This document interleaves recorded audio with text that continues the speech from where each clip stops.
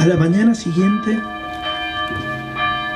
también mientras atendía en el consultorio, Matu me llamó otra vez. Me dijo que la noche anterior había sido un desastre, que papá se había levantado de la cama ortopédica solo para ir al baño, que estaba desorientado y que se había descompensado, que había empeorado mucho. Le dije que ya había iniciado el plan de viaje y que estaba solicitando autorización al Comité de Crisis de Coronavirus de San Luis para salir de la provincia, porque las fronteras estaban cerradas por la pandemia. Le dije que ya había llenado el formulario online y que estaba a la espera de más instrucciones para avanzar. Le pedí que me averiguara sobre los requisitos para ingresar a Mar del Plata. Le dije que con suerte podría salir en 3 días para allá. Me contestó que ojalá hubiera tiempo. Bueno, lo que le quiero contar, la presentación es eso, básicamente es por qué este no es un libro más para mí, sino que es uno especial, muy muy especial. Y reúne características que no se han dado en ninguna de las otras cosas que he podido hacer en los últimos tiempos. Por empezar, es real. Lo que narra son hechos reales. Entonces van a ver que el narrador es un médico de 46 años, que es neurólogo, que tiene guardapolvo, que cuelga el guardapolvo cuando recibe una noticia y que está viviendo en Merlo, San Luis, y que recibe la noticia de que su papá está enfermo en plena pandemia. Todo eso fue así. Y les voy a contar después por qué nació esto y cómo nació este libro, por qué razón tiene de ser, que nunca fue la de ser un libro. Eso ocurrió espontáneamente. El sol asomó por arriba de la sierra de los Comachingones e iluminó el paisaje rural, cuando iba a mitad de camino entre Concarán y Tilizarao. Al llegar a Nachel entré a un YPF para comprar un café y cargar gasoil. Cuando estaba bajando de la camioneta me sonó el teléfono, un número privado. Atendí la llamada, era un hombre del Comité de Crisis, que había leído el último mensaje que yo había cargado en el sistema, la noche anterior en la que decidí que comenzaría mi viaje a la madrugada, aunque no estaba librada la autorización. En el mensaje aclaraba que el estado de salud de mi papá era crítico y que no tenía más tiempo, que tuvieran todas las consideraciones posibles. El hombre me dijo que me iban a autorizar, pero que faltaban algunos pasos administrativos. Le dije que ya estaba en camino y que en unas 2 horas llegaría al paso fronterizo, que esperaba que para ese entonces se pudieran haber dado esos pasos. Bueno, como dijo Gustavo Menéndez, dijo que este es un género difícil y yo entiendo por qué hace ese comentario, porque es la única forma de escribir una cosa así es abrirse completamente de mente y alma, cosa que uno jamás hace espontáneamente. En general vivimos tratando de evitar eso, pero hay momentos en los que eso brota y no se puede evitar. Y cuando eso pasa, bueno, ocurren hechos como este, fenómenos que a uno lo sorprenden desde un punto de vista estético. Este libro es un hecho que me sorprende incluso a mí. Yo hoy mismo lo leo y me cuesta creer que yo haya podido escribir algo tan a corazón abierto, porque uno no es como vive en general, ¿no? Pero en ese momento era lo único posible, la única posibilidad. Concretamente narra una crónica, ¿sí? Una aventura. Es una aventura en definitiva. Es un viaje que el narrador hace y que tiene de viaje real una persona que se traslada a lo largo de un territorio, y también tiene de viaje en el sentido de que hay una transformación definitiva en su vida, ¿no? Matu le pidió que le tocara una melodía. Respondió que en un ratito. Papá me contó que a esa melodía la había aprendido a pedido de ella y que la escribió de oído en una hoja pentagramada, que después se había ido al piano. Le agregó a la partitura las notas para la mano izquierda y la había terminado. Que desde entonces Matu se la pedía siempre y que ahora ya se la había aprendido de memoria, con todo todo el relato, sentado en uno de los sillones del living, evitaba efectivamente sentarse en el taburete giratorio de su piano. Al final se sentó, despeinado, vestido con un equipo de gimnasia, con campera con capucha y con zapatillas. Tenía la bolsa de orina colgando del elástico. Apoyó el pie derecho en uno de los pedales del piano y empezó a tirar algunos acordes sueltos. Se entusiasmó y fue recuperando algunas melodías. Se dio cuenta de que su habilidad para la música se había conservado, que había sobrevivido a la descompensación de su salud. Bueno, y eso es, este libro tiene también, en ese sentido, es muy especial para mí, porque es un homenaje gigante a mi viejo, ¿no? Mi viejo tocaba el piano, evidentemente. Y después de que él se descompensó, estuvo en coma 3 días. Yo estaba haciendo los esfuerzos para viajar, se recuperó. Y cuando se recuperó, se fue recuperando cada vez más y finalmente se recuperó mucho. Entonces pudo volver a su casa, que era lo que él quería, porque ahí estaba su piano. Y después de tímidamente asomarse un poquito al piano, finalmente puso las manos en el piano y espontáneamente volvieron a brotar las melodías y las canciones, lo cual para un neurólogo es mágico, porque a mí me tocó ver la resonancia de mi papá y ver que brote toda esa magia de una persona enferma es mágico, es milagroso, ¿no? Cuando llegamos a lo de Matu, fui a la habitación a terminar de armar el equipaje. Puse la valija sobre la cama y empecé a guardar la ropa. Recibí un mensajito de Silvi. Tu papá va para allá a llevarte un formulario impreso que te olvidaste. No pude detenerlo. Al ratito sonó el timbre. Salí al jardín de adelante, parado del otro lado de la reja. Con el auto en marcha estaba mi papá. Sin este formulario no podés viajar. Me lo pasó por entre los barrotes. Muchas gracias, papín. Te quiero mucho. Yo también te quiero mucho, chiquito. Viajá con cuidado mañana. Sí, viejo, voy despacito. Se dio la vuelta al auto y antes de subir se agregó: en el viaje podés pensar sobre qué escribir. Por ahí se te ocurre algo. Dale, voy a tratar. Bueno, por ahí no puedo evitar emocionarme un poquito. Lo que escribí es esto.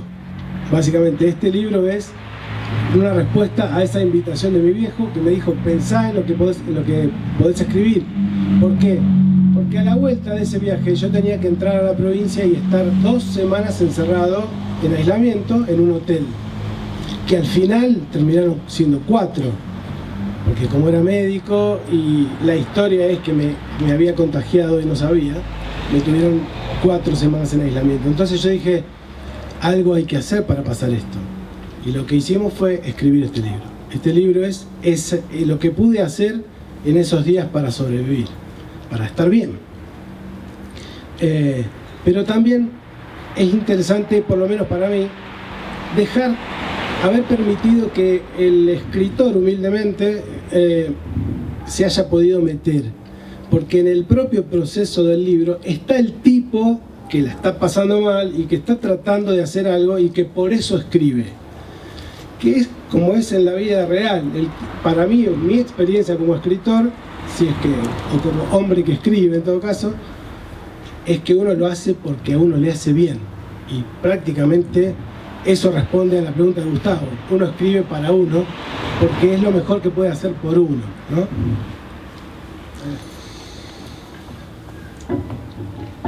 El policía me dijo que había pasado la prueba térmica y que me dejarían entrar, pero que tenía que esperar a que volviera el móvil policial que me escoltaría hasta el hotel.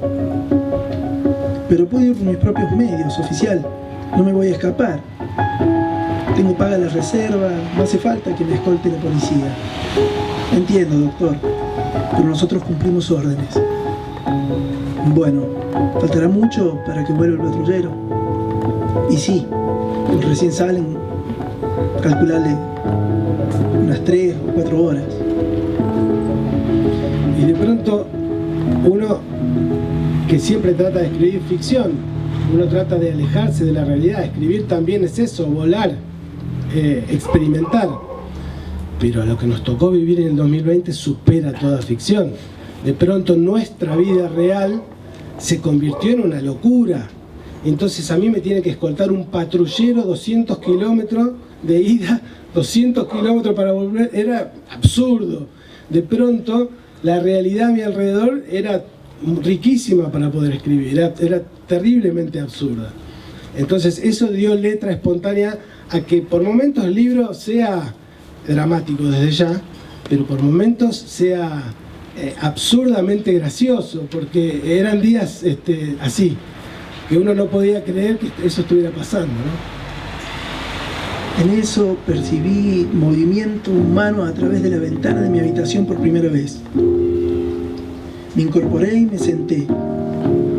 Llamó mi atención inicialmente por ser el primer movimiento, pero luego por sus características peculiares alrededor de la pileta de natación del hotel, clausurada durante el invierno. Vi pasar a una mujer policía robusta, vestida con uniforme, borceguís negros y pistola. Llevaba un barbijo que le cubría la boca con la nariz. Daba vueltas alrededor de la pileta una y otra vez. Parecía estar aprovechando sus horas de servicio para agregar algo de actividad física a su día. Después de varias vueltas a la pileta, salió al pasto y amplió el circuito de caminata a toda la extensión del jardín. La vi apurar el paso. Empezó a cruzar por el frente de mi ventana con mayor frecuencia. Tuve la noción de que percibía mi presencia detrás de los barrotes. Pero no porque mirara, sino porque giraba la cabeza hacia el otro lado cada vez que pasaba. Como a 20 minutos de haber arrancado, desapareció. Recordé a Santiago, el profe de taller literario, que sugiere escribir sobre la vida y no tanta ficción. Pensé que la ficción requiere verosimilitud y sentido, y que en cambio la vida real tiene licencia para ser completamente absurda. Bueno, después del primer aislamiento me tocó el segundo aislamiento. El segundo aislamiento, al que fue escoltado por la policía, consistía en venir acá a Merlo, a una habitación más chiquitita, a donde quedaba al sur, o sea que no tenía sol, con barrotes, y entonces la vida se tornó, vieron que en Merlo no tenemos internet prácticamente, y en esa época menos, entonces la vida era todo lo que pasara por esa ventana, desde que salía el sol hasta que se pusiera. Y bueno, la anécdota que fue que vi a una persona que tenía la obligación de estar escoltándome, y como era el único en el hotel, no había mucho trabajo, no requería mucho trabajo, entonces aprovechaba para hacer ejercicio y daba vueltas alrededor de la pileta, y ese era el espectáculo del día, básicamente. El teléfono enchufado en la mesa de luz empezó a sonar. Yo estaba sentado a la mesa del otro lado de la habitación, escribiendo en la computadora y tomando unos mates, con el entusiasmo de estar sintiéndole el sabor a la yerba otra vez. Le estaba devolviendo mensajes a mi papá, que seguía internado en la terapia COVID, pero que me avisaba que lo estaban por trasladar a una habitación de menor complejidad. Además, me agradecía que le hubiera mandado los links para acceder a las transmisiones en vivo de los canales de noticias que él miraba siempre. También el link a un show completo de Les Luthiers que había visto entero y le había encantado. Me levanté y miré la pantalla. Era Laurita. Atendí. Me dijo que me asomara por la ventana. Rápidamente saqué el calzoncillo, las medias y la remera que había colgado de los barrotes y los tiré sobre la cama. La sierra de los Comechingones, iluminada por el sol de la tarde, volvió a aparecer en el fondo. Saqué los brazos agitándolos y asomé la cara poniéndome horizontal. Del otro lado del comedor del hotel, a través de sus dos ventanas, se veían Laurita, mi hijo chiquito y mi hija, que ese día cumplía 12 años. Bueno, acá merece una reflexión el pago, ¿no? Ese lugar en el que uno siente que pertenece y que a uno lo cobija, lo contiene y lo alivia, ¿no? De los dolores de la vida, de los golpes de la vida. Pero para un desarraigado es difícil de localizar el pago. Yo soy un desarraigado, yo nací en Mar del Plata, viví hasta los 19 años, después me mudé a Rosario, viví 14 y desde hace 15 que vivo en Merlo. Y si bien Merlo me gusta, jamás hubiera podido asegurar que hubiera dicho que Merlo iba a ser mi pago. Pero sí fue, así fue. Me sorprendió, pero así fue. Después de un aislamiento, después de otro, finalmente yo, cuando tuve que cumplir el aislamiento en Merlo, sentí que estaba en mi lugar, que ese era el lugar al que yo necesitaba volver, porque estaba mi gente, Laurita, mis hijos, mi familia. Y acá merece otra reflexión eso, ¿no? Y quizás sea eso una de las cosas que nos enseña la pandemia. En literatura, los que escribimos, hablamos de lugares comunes, como esas metáforas muertas, que por tanto uso ya no significan lo que teóricamente significaban inicialmente. A eso se lo llama lugar común, cuando es una frase hecha que todos la escuchamos y no nos llama para nada, no nos despierta ninguna emoción, o metáfora muerta. Una metáfora muerta era hasta 2019, lo importante es la familia. Era una metáfora muerta, sí, ya sé, creo, todo el mundo sabe. Una metáfora también muerta es lo mejor son los amigos. Sí, todo el mundo sabe. Pero la pandemia hizo borrón y cuenta nueva. Y ahora esos significados y tantos otros similares vuelven a cobrar la fuerza saliéndose de ese lugar de espacio de ser lugares comunes. Porque en definitiva la pandemia nos enseña eso, y este libro es un compiladito de lo que yo aprendí al respecto, y que es que al final de toda la vuelta, sí, los amigos te salvan la vida, y sí, lo importante es la familia. Y eso es lo que yo aprendí después de dar toda la vuelta, y creo que es lo que intenté plasmar en este libro. Bueno, gracias. Yo antes que Ramón concluya, yo viví con él todo este proceso por una cuestión de cercanía, de parentesco si se quiere, en tiempo real, ¿no? Día a día íbamos viendo la situación de Ramón, de su familia, de su padre, y a mí hoy a la distancia me parece increíble que este hecho se haya convertido en una obra literaria, a la cual invito a que pasen y la disfruten y se encuentren ahí también, porque creo que todos en estos tiempos, en este tiempo, de alguna o de otra forma habitamos el lugar de Ramón. Entonces quiero felicitarlo acá públicamente por haber hecho de un hecho tan sensible, tan complejo, una obra literaria que lo trasciende. Muchas gracias.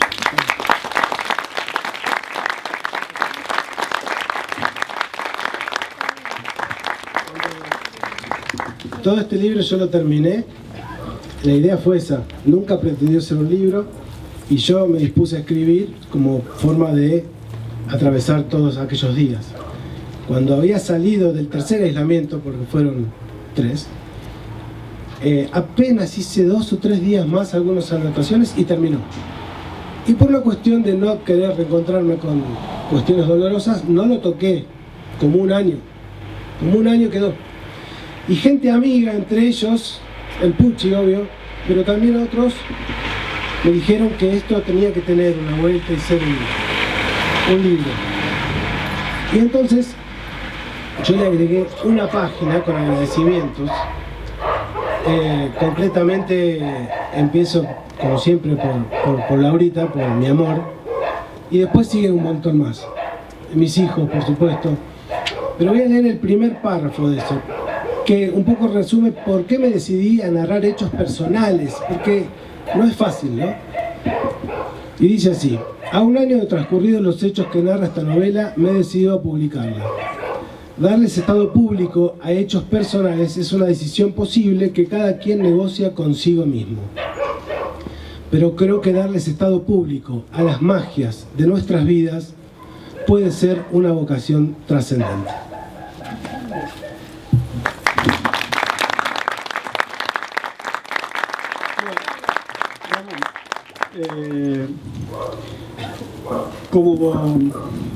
como cierre, digamos, por supuesto el libro está acá para que lo compren. Ramón va a estar para firmarlo. Es hermoso llevarse siempre un libro firmado por el autor.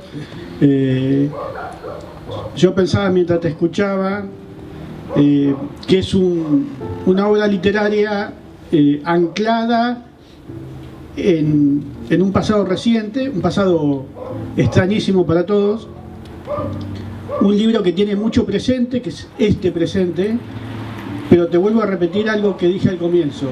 Es un libro que va a desafiar a tu propia familia y a tus propios amigos cuando en el futuro lo vuelvan a leer, y eso tiene un valor increíble porque es un anclaje con la obra literaria y va a ser una lectura diferente sobre los días del piano. Así que nosotros muy agradecidos de tenerte acá. Todos sabemos que Ramón es un profesional sumamente reconocido en San Luis y fuera de San Luis, y hoy se ha despojado de su guardapolvo, de su profesión, se calzó el oficio de escritor. Escribir es un oficio, es un trabajo, y este es el 7º libro que llevas, digamos, un trabajador de la palabra.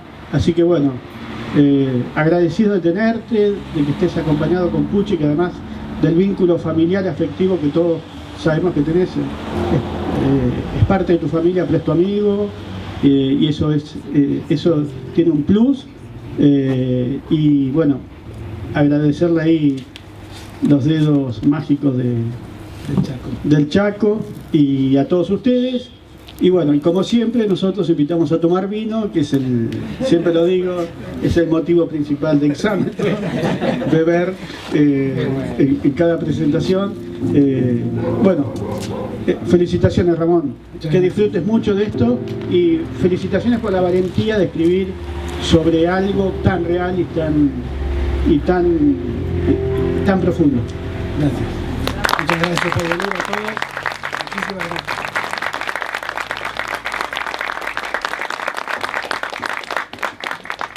Hace tiempo lo ayudé al Puchi a tirar un cable en su casa y estaba mi suegro. Y no dábamos pie con bola, ¿no? Y entonces mi suegro dice: ¿quién me manda a mí a tirar un cable de esta magnitud con 2 poetas?